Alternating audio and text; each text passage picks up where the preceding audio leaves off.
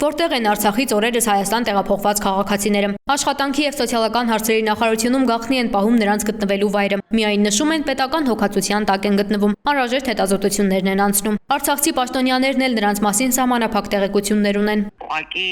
գիտենք, որ դրանք մարդիկ էին, ովքեր առողջական խնդիրներ ունեին եւ այդ մարդիկ գտնվում են հիմա հիվանդանոցներում, թե որ հիվանդանոցներում էլի չենք կարողացել ճշտել, իսկ այն անձին, ովքեր միայնակ չէին եւ հարազատներ ունեին, հարազատների մոտ են, քիչ են իրենք թվով շատ, ովքեր որ հարազատներ ունեին։ Արցախից անցած ուրբաթ 11 քաղաքացի տեղափոխվեց Հայաստան։ Նրանց մասին շատ քիչ տեղեկություններ են հայտնի։ Մեկը արցախցի հասարակական գործիչ Տիգրան Պետրոսյանի հարազատն է։ Տղամարդը բուժզննում անցնելուց հետո տուն է գնացել։ Լրատվամիջոցների հետ զրուցել չի ցանկանում, բայց ընտանիքի անդամներին մանրամասներ է պատմել, թե ինչպես է Արցախում անցկացրել վերջին 2 տարին։ Իրենց վերջին 4 ամիսներին իրենց փակ էին պահում գերու քաղաքավիճակով, ճիշտ է, հյուրանոցային պայմաններում, բայց լրիվ արգելված է տեղաշարժը, այնտեղ գաղութային պայմաններում պահում էին մերոնց։ Արսեն Թորոսյանը Facebook-յան գրառմամբ էր հայտնել արցախցիների Հայաստան տեղափոխման մասին ու նշել, թե նրանք Հայաստան գալու խնդրանքով դիմել են Հայաստանի եւ Ադրբեջանի պատկան մարմիններին։ Տեղափոխված քաղաքացիների հարազատները սակայն այլ բան են պատմում։ Ուղղակի նստացել են ավտոները, քշում էին, նույնիսկ ես ասել եմ, որ իրանց մեջ նույնիսկ խոսակցություն ա գնացել, որ թուրքերը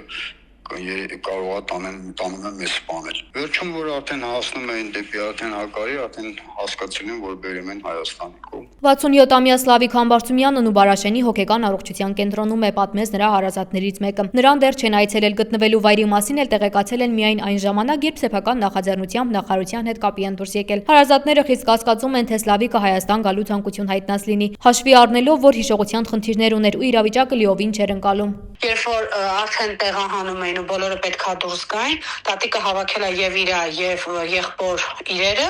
որ պետքա դուրս գան։ Եկել են մեքենայի մոտ, տատին ուղեկցել է ու ինքը հետ է գնացել։ Քանի անգամ որ ասել են պետքա գաս, ինքը չի համաձայնվել։ Ասում եմ, 1 թե 2 անգամ էլ փորձել են տեղափոխել ուրիշ անձանց հետ։ Ուրիշների տեղափոխել են, իրան չեն կարողացել, որովհետեւ ինքը փախուստի ա դիմել ուղակի։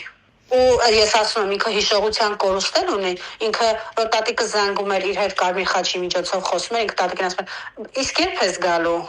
նենցա, որ ինքը այդ ամեն ինչը ոնց որ չի էլ գիտակցել։ Ոչ միայն նրանք չեն իմացել, այլև նրանց Հայաստանում գտնվող հարազատներին ոչ ոք սպասվող գործընթացի մասին տեղյակ չի պահել։ Արցախի ազգային ժողովի պատգամավոր Մետաքսե Հակոբյանը վստահ է, հայկական կողմը մինչև քաղաքացիների Հակարիի կամրջին հասնելը տեղյակ չի եղել տեղի ունեցողի մասին։ Նախաձեռնությունն Ադրբեջանինն է եղել։ Ադրբեջանը ուղղակի արդեն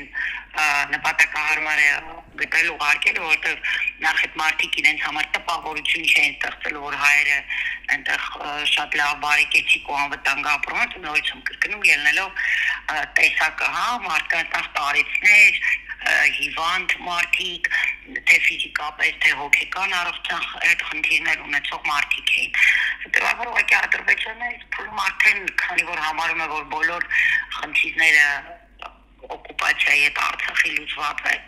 իրենց համար դրական առումով այլևս նպատակահարմար չէ այդ մարդկանց որպես բեռ պահել այնտեղ։ Արցախում մնացած ոչ բոլոր քաղաքացիներն են Հայաստան տեղափոխվել։ Ադրբեջանական լրատվամիջոցներին պարբերաբար հարցազրույց տվող Տատարանում Արցախի ռազմաքաղաքական ղեկավարության դեմ ցուցմունք տված Միշա Գրիգորյանն ըստ Տիգրան Պետրոսյանի հրաժարվել է Հայաստան գալ։ Հակարիի կամրջի մոտ երբ հասկացել են, որ Հայաստան են բերում իրենց, Միշան խնդրել է իրեն Հայաստան չուղարկել։ Խնդրում էր թուրքերին, որպեսզի իրեն թողնեն այնտեղ։ Թուրքերն էլ իրենց կողմից էին վախեցնում, ասում էին, որ մնաս մենք ենք սպանելու, բա ասնա ոչինչ։ Դուք սպանեք, իրենք ոչում չեմ ուզում իրենք սպանեն։ Տենց ասում է, սկսեց աղաչել, քաշին մի կողմ նստեցին ուրիշ ավտոտարանը։ Ըստ էության Միշա Գրիգորյանն Ադրբեջանի կողմից օկուպացված Արցախում մնացած վերջին հայն է։